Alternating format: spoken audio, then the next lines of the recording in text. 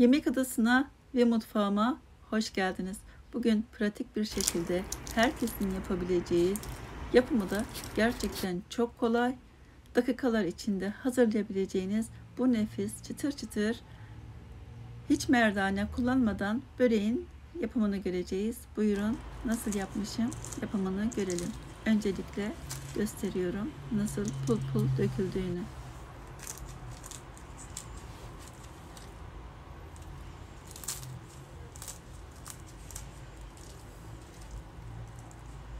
Buyurun yapımına başlayalım. Öncelikle yoğurma kabımın içine tam 6 su bardağı, gösterdiğim bardağın ölçüsüyle un, 1 tatlı kaşığı tuz, aynı bardağın ölçüsüyle ılık su. Önce birinci bardağı döktüm, sonra ikinci bardağı ekliyorum.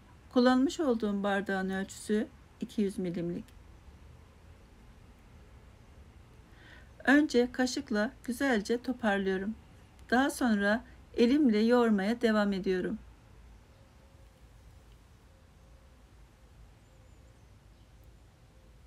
Hamuru çok güzel yoğuralım. Pürüzsüz bir kıvam alana kadar, ipek gibi böyle olana kadar yoğuralım. Tezgaha aldım. Tezgahta güzelce yaklaşık 5 dakika kadar çok güzel yoğurdum.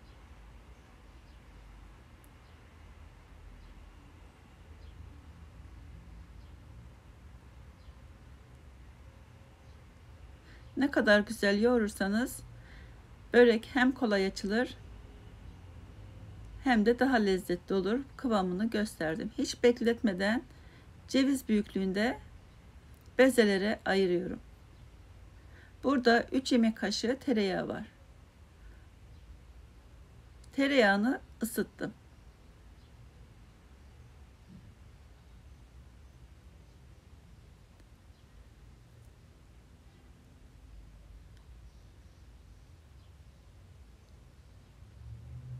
Gösterdiğim şekilde hiçbir şekilde oklava veya merdane kullanmadan çay tabağı büyüklüğünde açıyorum.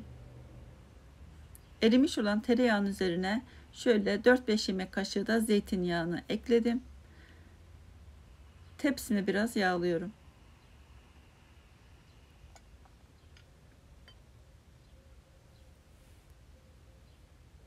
Hazırlamış olduğum hamurların arasına güzelce yağ sürüyorum.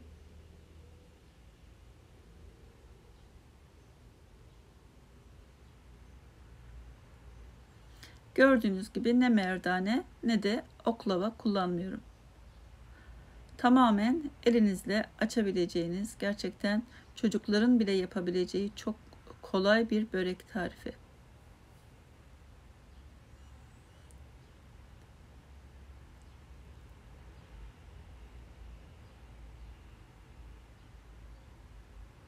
Hepsini üst üste güzelce dizdim. Bütün hamurlar bitene kadar aynı şekilde devam ettim. Aralarını yağlayarak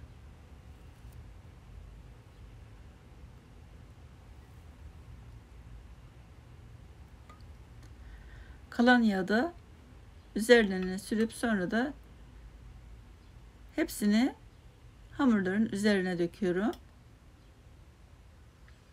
Üzerine bir streç film kapatarak yarım saat dinlendiriyorum. Burası çok önemli. Ne kadar güzel dinlenirse hamurunuz da o kadar güzel açılır. İç harcı sizin isteğinize bağlı. Peynirli de olur, patatesli veya kıymalı. Peynirle ıspanağı karıştırıp yapabilirsiniz. Veya pırasa kullanabilirsiniz, sebzeli. Böyle havuç, pırasa. İstediğiniz şekilde hazırlayabilirsiniz. Ben peynirli iç harcı kullanacağım. Peynirin üzerine karabiber serpiştiriyorum. 2 tatlı kaşığı da acı pul biber ekliyorum. Zeytinyağı ekledim 2 yemek kaşığı. Bu şekilde güzelce lezzetlendiriyorum. Bir demet maydanozun tamamını yıkadım. Güzelce ince ince kıydım. Onu ekliyorum. Yarım kilogramdan daha fazla peynir kullandım. Yağlı beyaz peynir kullandım. Bu şekilde güzelce lezzetlendirdim.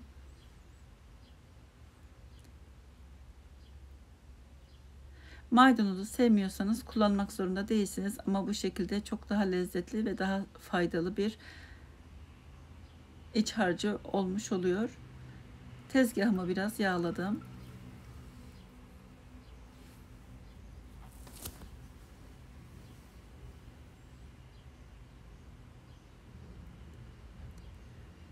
Temiz bir tezgahın üzerinde elimle açıyorum. Yavaş yavaş kenarlarından tutup genişleterek bu şekilde açabildiğiniz kadar açın. Zaten hamur çok küçüktü, gördünüz, ceviz büyüklüğünde parçalar.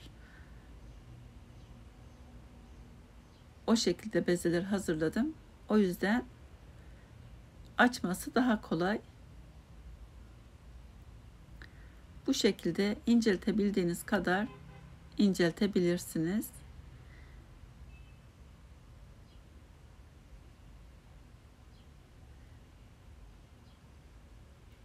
Hafif yırtılmalar olabilir. Sorun değil. Zaten içinde kalacak. Yeteri miktarda iç harcımızdan ekliyoruz. Köşelerini hafif kapatıyoruz. Daha sonra sarıyoruz.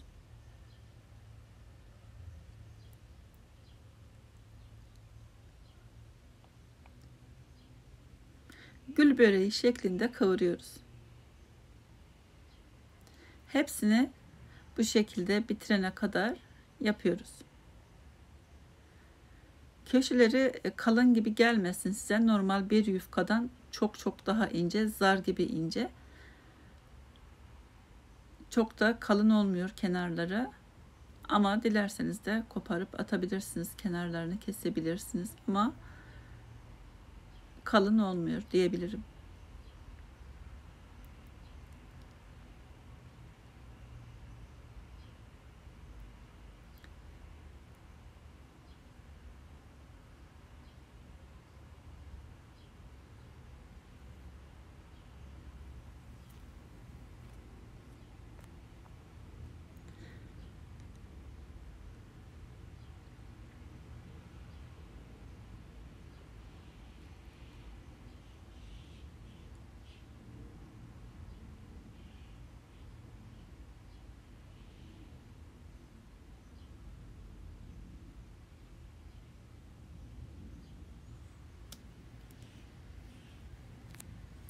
Hamur güzel dinlendiği için görüyorsunuz. Kolaylıkla açılıyor.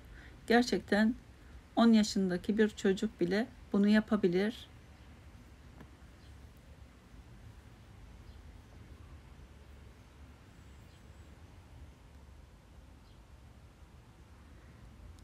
Uç kısımlarını da açabildiğiniz kadar açabilirsiniz. Baktınız ki artık yırtılıyor, bırakabilirsiniz. Şöyle hafif katladıktan sonra malzemeyi içine yayıyorum. Gösterdiğim şekilde rulo yapıp yuvarlıyorum.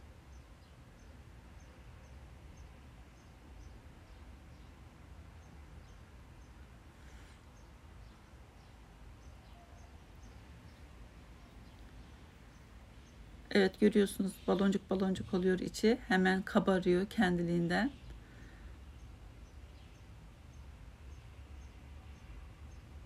Ben bu böreği yaparken gerçekten çok zevk alarak yaptım. Böyle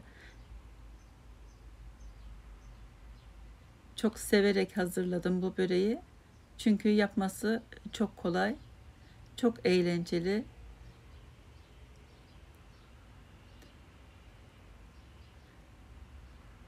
Bu arada fırınımı da çalıştırdım. 170 derecede ısınmaya başladı.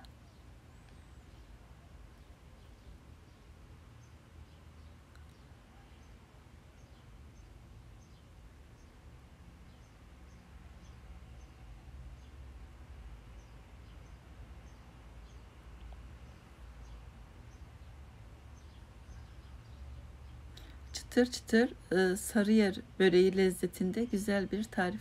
Bakınız, daha şimdiden hemen kabarıyor. Baloncuklar oluşuyor içinde, görüyorsunuz. Bakınız. Hepsini yağlı kağıt sermiş olduğum fırın tepsisine yerleştirdim. Tepside kalan yağı da üzerlerine fırça yardımıyla sürüyorum. Dilerseniz üzerine yumurta sürebilirsiniz veya zaten yağlı olduğu için hemen güzel kızaracaktır. Yumurta sarısı sürmüyorum artık. Tekrar üzerine susam seviyorsanız serpiştirebilirsiniz. Ben susam serpiştirdim. Önceden ısıtılmış 170 derece fırında üzeri pembeleşinceye kadar pişirdim. Yaklaşık 40 veya 45 dakika arasında pişecektir. Görüyorsunuz görüntüyü de, çıtır çıtır. Çok lezzetli bir börek oldu. Yapıp deneyecek olanlara kolay gelsin, afiyet olsun. İzlediğiniz için çok teşekkürler. Başka videolarda görüşmek üzere. Hoşça kalın. Lütfen abone olmayı unutmayın.